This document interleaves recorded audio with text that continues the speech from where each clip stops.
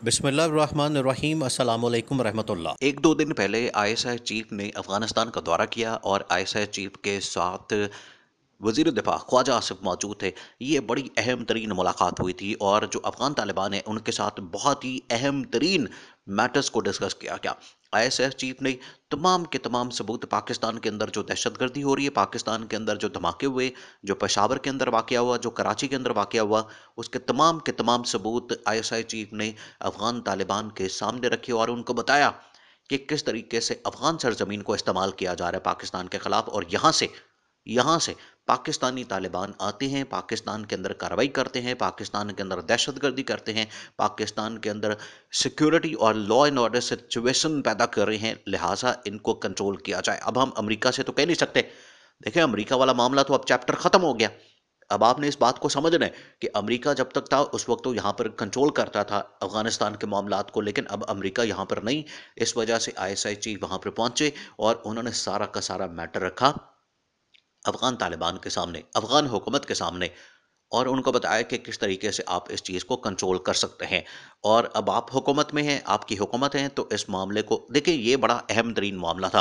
अब जैसे ही वहाँ से आईएसआई चीफ पाकिस्तान पहुंचे तो आईएसआई चीफ और उसके बाद army chief general Asim Munir दोनों ने मुलाकात की है शहबाज शरीफ के साथ। और ये एपिक्स कमेटी, असल में ये मामला देखें, ये बड़ी टॉप लेवल की मीटिंग, बड़ी हाई लेवल की मीटिंग जो कि इस मामले के ऊपर हुई, जो पाकिस्तान के अंदर इस टाइम सिक्योरिटी सिचुएशन है, पाकिस्तान के अंदर जो हालात हैं, पाकिस्तान के अंदर जो मामलात हैं, वो कमेटी बैठी और उसने बड़ी अहम तरीन बातें की। एक तो वो सारा का सारा मामला जो अफगान तालिबान, अफगान हुकूमत के साथ उठाया गया, वो सारा का सारा रखा गया कि किस तरीके से उनके साथ मामलात चल रहे हैं, किस तरीके से आगे मामलात बढ़े हैं। इसके साथ ही जो शहबाज शरीफ को ये बड़ा वाज़ेह तौर पर बता दिया गया, बड़ा वाज़ेह तौर पर, और इससे मुराद है हुकूमत। हुकूमत के अंदर तमाम की तमाम पीडीएम की जमातें और हुकूमत के अंदर तमाम काबीना के लोग, जिसके अंदर आसिफ जरदारी की पार्टी, पीपल्स पार्टी, मौलाना की, नून लीग, तमाम के तमाम लोगों को बता दिया गया कि अब ये जो सिचुएशन इस टाइम पाकिस्तान के अंदर बन गई है,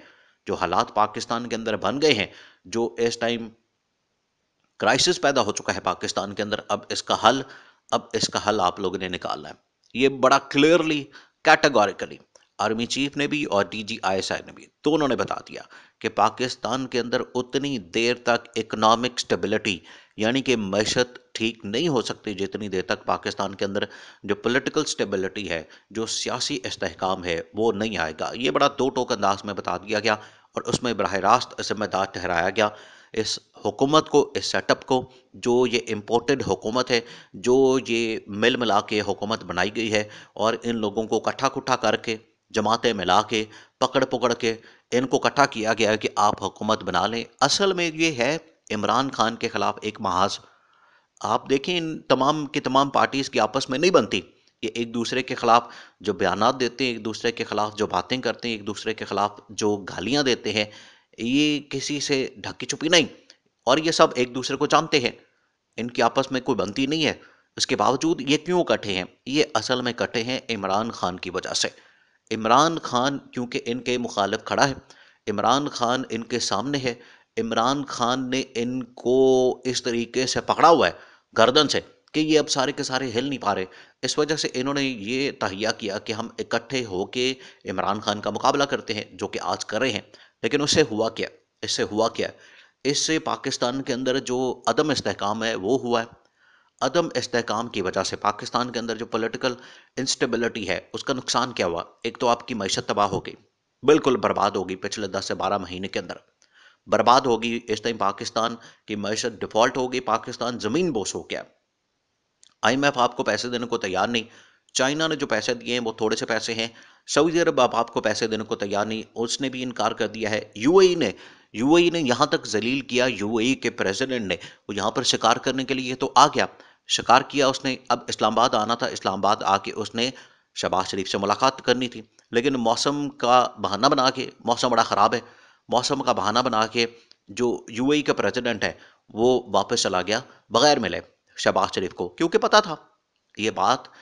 जो यूएई का प्रेसिडेंट है उसको पता था कि शहबाज शरीफ ने मिलके मुझे क्या कहना है, शहबाज शरीफ ने मिलके पैसे ही मांगने हैं, तो पैसे हमने देने कोई नहीं, तो इससे बेहतर है कि बगैर मिले यहाँ से निकल जाओ। तो बगैर मिले चला गया। अब ये औकात है, ये हैसियत है इस हुकूमत की। इसी वजह से DGISI ने भी और आर्मी चीफ ने बड़ा कैटेगोरिकली इनके सामने बता दिया है, सिचुएशन बड़ी ख़राब हो गई है, हालात आउट ऑफ कंट्रोल हो गए हैं, अब आपने इसको कंट्रोल करना है। और ये बड़ा क्लियरली बता दिया गया है कि दो आपके पास रास्ते हैं। एक रास्ता देखिए, अब आपने इसको समझना है, ये जो पैगाम दिया गया हुकूमत को, उसके बाद हुकूमत बिल्कुल बौखला गई। अब इनके पास ऑप्शन कोई नहीं, अब इनके पास रास्ता कोई नहीं। अब ये जजेस के ऊपर हमले कर रहे हैं, इदारों के ऊपर हमले कर रहे हैं, अदलिया के ऊपर हमलावर हो गए हैं, क्योंकि इनके पास रास्ता कोई नहीं, ऑप्शन कोई नहीं, बयानिया कोई नहीं, इनके पास कोई कहानी नहीं, इनके पास कारकर्दगी नहीं, आवाम में जाने के लिए इनके पास है कुछ नहीं, वोट इनको पड़ना नहीं। इस वजह से अब ये बौखलाए फिर रहे हैं। ये इनकी हालत, आप इनके चेहरे देखें किस तरीके से इनकी शक्लें 12 बजे होते हैं, वो इसी वजह से, क्योंकि अब इनके पास कुछ बचा नहीं। दो ऑप्शन इनके सामने रख दिए गए हैं और बड़ा क्लियरली बता दिया गया है कि ये दो ऑप्शन है, दोनों में से अब आपने इसको किसी एक को इस्तेमाल करना है। आपने जो पाकिस्तान के अंदर पॉलिटिकल इंस्टेबिलिटी पैदा की, पाकिस्तान के अंदर जो सियासी अदम इस्तेहकाम है, ये आप लोगों की वजह से है। ये राणा सनाउल्लाह को भी बता दिया गया, शहबाज शरीफ को, आसफ जरदारी को, बिलावल भुट्टो को, उधर ही वहाँ पर मौजूद था, उसको बता दिया गया कि आप लोगों की वजह से पॉलिटिकल इंस्टेबिलिटी आई है, अदम इस्तेहकाम आया है, और उतनी देर तक ये नहीं हल होगा जितनी देर तक आप लोग घर नहीं जाते, जितनी देर तक आप हुकूमत ख़त्म नहीं कर देते, असम्बलियाँ डिज़ोल्व नहीं कर देते, इस्तीफ़ा नहीं दे देते। ये बड़ा क्लियरली बता दिया गया। और दूसरी जो ऑप्शन रखी गई, ये रखी गई कि अगर आपने यहाँ पर हुकूमत करनी है तो हफ्ता 10 दिन आपने रिलीफ देना आवाम को, आपने मुल्क की हालात ठीक करने हैं, आपने मामलात बेहतर करने हैं, आपने IMF के साथ डील करनी है। IMF के साथ मुज़ाकरात कर तो लिए हैं, लेकिन डील अभी तक नहीं हो रही। यही नाकामी है इस हुकूमत की। तो जो इमरान खान की डिमांड, वो ये डिमांड रखी गई। असल में आ जाके घुमा फिरा के बात एक ही पॉइंट के ऊपर ख़त्म होती है, एक ही पॉइंट के ऊपर, और वो है इलेक्शन। इलेक्शन करवा देंगे, आज करवा दें, कल करवा दें। हुकूमत तो भागती है, हुकूमत को तो इस बात का अंदाज़ा है कि अगर हमने इलेक्शन करवा दिए तो हम लोग तो मारे जाएंगे, पहले ही हम लोग मरे हुए हैं और हम मारे जाएंगे। हुकूमत को तो इस बात का अंदाज़ा है कि हम तो मारे जाएंगे, लेकिन अब डंडा आ गया बड़ा सख्त किस्म का। इनको बता दिया गया है कि आप इस्तीफ़ा दें, घर जाएं, असम्बलियाँ रिजॉल्व करें और इलेक्शन का ऐलान करें। और ये 2-3 महीने, अब आप अगर इस टेन्योर को खींचना चाहते हैं, आप इसको बढ़ाना चाहते हैं, आप इसको एक्सटेंड करना चाहते हैं, तो ये अपने दिमाग से निकाल दें। अब ऐसा कुछ नहीं होने वाला। और ये जो आप चाहते हैं कि अक्टूबर तक हम मामले को ले जाएं और उस वक्त तक इसको ले जाएं, दोनों निगरान हुकूमतें में भी हम खींच लें, तो ये बड़ा क्लियरली बता दिया गया कि ये वाला रास्ता नहीं है। इमरान खान की जो डिमांड है वो बड़ी वैलिड है, बड़ी फेयर है। उस डिमांड को पूरा किया जाए, इलेक्शन करवाए जाएं, ताकि पाकिस्तान के अंदर सियासी इस्तेहकाम आ सके।